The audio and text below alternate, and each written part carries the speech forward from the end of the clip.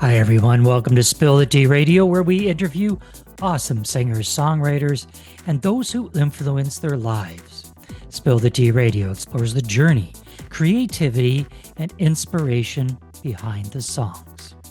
My next guest is a rapper, singer, and songwriter based in Comox, British Columbia. His style is defined by his honest, vulnerable lyricism. In 2024, he finished as the runner-up in the Music in Motion Canada Awards. The same year, he also won a competition to perform at Sweet Escape Fest in Regina, headlined by rappers Polo G, Fat Joe and Merkules. Alex has other accolades as well, including finishing up as a runner-up in the 2024 Shipyards Got Talent competition in North Vancouver and winning the Wow Moment Award at the 2024 Zattzoo Project Battle of the Bands in Port Albern. So, let's spill the tea with Alick Mac. Welcome, Alick. Yeah, thank you for having me. Alick, you seem to have a propensity for competitions, and you do very well in them. So, congratulations on that. But artists tell me sometimes it's difficult to either get into competitions or, how they position themselves in competitions and festivals. You seem to do very well at getting into these competitions. So, spill the tea. How do you do it? I think just being on the outlook for them is one part of it. I just think yeah, I've always been like actively seeking those out because a lot of the time there's judges as well, which is I think is always really helpful because I found the comments, like the positive feedback or the constructive criticism, both I found really helpful. So I yeah, I think ever since doing my first one, that was something I was really hoping to do again, just being in that competition environment. And it's also just it's fun because, I mean, there's just performing live in general is fun, but the stakes are a bit higher as well when you know that you're up against other people and there's something on the line. I have to say that when people know that you are a rapper and they see you, you've got a you've got a wee bit of ginger to you. Um, your name that you were born with, Lachlan McPherson, is uh, is not rapper like. So do you get that? Do people like look at you and say, rapper? I'm not so sure about that. Yeah, definitely. And I mean I can even remember I had a gig recently where I'd come in and the bartender was a hip hop fan and he knew that I was a rapper and he said like, well, when I took like he said like after the night or after my performance, he said like I admit like when I first saw you I was a little bit like taken aback and a little like I was like, oh no, where's this going? But yeah, so definitely I don't think, yeah, like you said, Lachlan McPherson probably not the most hip hop name, but or Alick Mac either, I guess. But Well, that brings on the discussion about how you ended up with the performing name Alec Mac. yeah, I think I don't know if it was really I put a lot of thought into it. I just think I knew I wanted something a bit different than Lachlan McPherson. Not that, I don't mind my name. But I don't know, I guess I wanted just a little separation between like me as a person, as an artist. And I think Alec is kind of a unique name. It's also, to an extent as well, even just Googling it, there's not a whole lot of Alick Macs that come up. So that's another thing that is helpful. Plus, it's not a stretch. I mean, Alec is your middle name, so it's not a Yeah, yeah. stretch from your real name. But yeah, Lachlan McPherson does not scream hip hop rapper. Alec Mack is more in line with that. You were born in Dubai, Yeah, and yeah. you made your way to Comox BC, which is it's a town on the island, on Vancouver Island, about midpoint on the east side of the island. So, how did you make your way from Dubai to the west coast of Canada? Yeah, so I was born in Singapore, but then moved to Dubai at 5. And my mom was raised here in Comox, and my dad was raised in Victoria, so pretty nearby. Um, so we spent like majority of the summers of my summers growing up here. We'd go here, I guess, like when the school term ended, and um, yeah. So I think it was always kind of like a home base Hmm. to me, and so um, yeah, I think it just seemed like after I was finished university, it seemed like the next natural move to make because it was what I know, and I've got a lot of family either here or like around here. So yeah, it's definitely a bit different than Dubai, but I enjoy it here. Yeah. You've got deep Canadian roots, as you mentioned. Your mom and your dad are both Canadian. You went to Queen's University in Kingston, Ontario, for film and English. You've got some musical influences in your family. Your sister is a singer, actor. How did you get involved in the music business? Did you follow some influences in the family because you and your sister both end up attached to the music area? Yeah, no, it's a good question. I mean, I think that there was always a bit of music in my life. Like I was in choir throughout middle school and high school, and I actually was in ninth grade. I was in Greece in our high school musical at the time, so there was always a bit of music around, and I think that in terms of hip hop itself, it was just kind of sort of I guess like what people around me were listening to. It was the music kind of that was being played. Um, by my peers, and so I think that's maybe like how I got into it initially, and then I think I started to do my own kind of digging into the genre, and it um yeah, I don't know, I really felt like I think I've always enjoyed writing, and I think with hip hop being so almost like poetry based, that it really resonated with me, or really like became something that I wanted to attempt. What was it like living in Dubai? Yeah, it was great. I was exposed to a lot of cultures. Yeah, definitely. I'm grateful for the time I had there. It was, yeah, I think looking back, pretty unique. I think when you're in it, you're not thinking about that as much, about it being um, a really, yeah, unique experience. But no, I think I gained a lot from it, and I'm happy I had the time there. How did you get into the hip hop genre?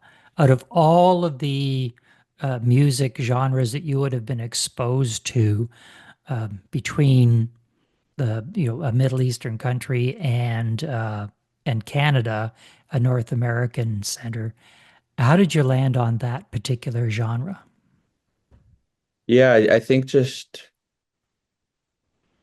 yeah, probably it being sort of I guess like what I was exposed to or like what people were around me were listening to. And I mean, there was probably a lot of influences, even just like certain artists that some of their songs really spoke to me. And like, yeah, I just remember thinking like, I'd love to make something like that, or I'd love to um, see what I could do writing about that topic. And then I mean, even like my good friend Mo, he, um, he raps under the name Mo Silly.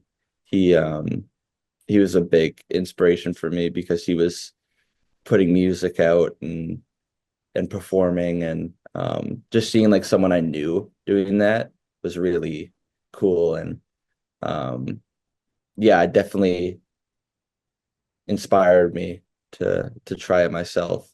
Mm.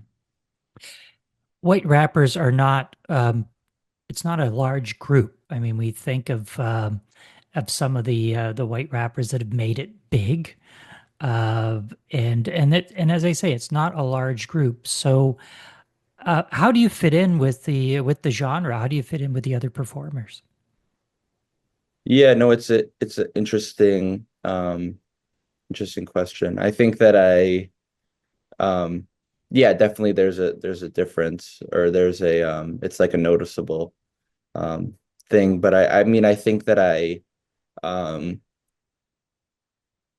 I definitely try and I have a lot of respect for the genre and the history behind it. And so I think that I just try and honor that, and I take it very seriously, and in terms of, not only the stuff I put out, but even like performing. And so yeah, I guess I just try and honor the genre as much as I can, or just have a lot of respect for it. So And how is that respect reciprocated? Because I'm thinking if you get together with and you're known in the industry now, but when you were first into it, I mean you're walking the walk and you understand the genre. So when you start to speak to other artists and they understand, you know what, this guy isn't just an interloper here. He's not just dabbling in this. He really knows his stuff. Is the respect a reciprocal respect? yeah, I think so. I think I've really been embraced by a lot of people, which has felt good. I think it's just comes from the fact I do try and like wear my heart on my sleeve, um, in both performing and writing. So I think that people understand it's like it's something I take seriously, and it's not, for money or fame. Um, so I think that, yeah, I think that I've been received pretty well, and I'm quite grateful for the support. Yeah. Take us through the conversation that you had with mom and dad when you were announcing that you were going to go into the music business. Was it was it before you went to Queens to study film and English? Was it after? And then when they came to terms with you going into the music business, said, "And mom and dad, I'm going to be a rapper." Take us through that conversation. Yeah, I think it was a summer after I'd finished high school, so kind of going into my time at Queens. Um, and I think I had mentioned it kind of before in high school about I enjoy this and it's interesting to me. And then I started to do it, and um, I don't think it was necessarily taken, like it wasn't, because I wouldn't say I came in with the decision, like I didn't come to them one day and say like I'm gonna do this thing. I just kind of started to do it. Um, and I think, partly because I wouldn't say I was like necessarily very dedicated or disciplined at the beginning. Um, it wasn't, like it was kind of just like, yeah, whatever, like, if that's something you want to do for fun, go ahead. But I think like in recent years, just like in terms of the amount of time I'm spending making music, or the amount of time I'm spending getting out there and performing, I think that the conversation has shifted a bit. And yeah, I've been really grateful because my parents have been pretty supportive, and they've been encouraging me to pursue my passion. And yeah, I'm just trying to make it work in terms of, actually bringing some money in while pursuing it. But yeah, so I'm trying to find or I've been finding, I guess, a bit of a balance between that. Let's get into one of the songs that Alick wrote. This song was released in April of 2024. It was produced by Mark McCallion. Let's take a listen to singer-songwriter Alick Mac and his song, Self-Talk. Frequently I'm falling apart. No, my words stay sharp like the jaws of a shark. So harsh with the self-talk doesn't help lots. It'd be hard for me to tell if I held off, cause the shame been ingrained in the grooves of my brain. Hardly in a mood to explain, yeah, but I fall into the same damn traps, tripping on the same damn tasks. Should be hopping out of bed, but I'm hopping on my phone. Confidence and drive, know it's dropping like a stone. Scrolling through the feed, know it's feeding my fears. Always feeling so behind when I look at my peers, yeah. Need a routine, but I'm reckless. Feeling restless over breakfast. Yeah, the day just started, but I'm done. Sulking to the setting of the sun. Yeah, I've come so far, I see. Still no harmony.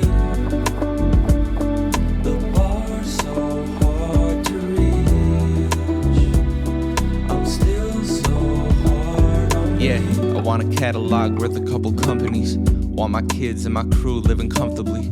I want packed out shows, plan on giving back, trying to pass round dough.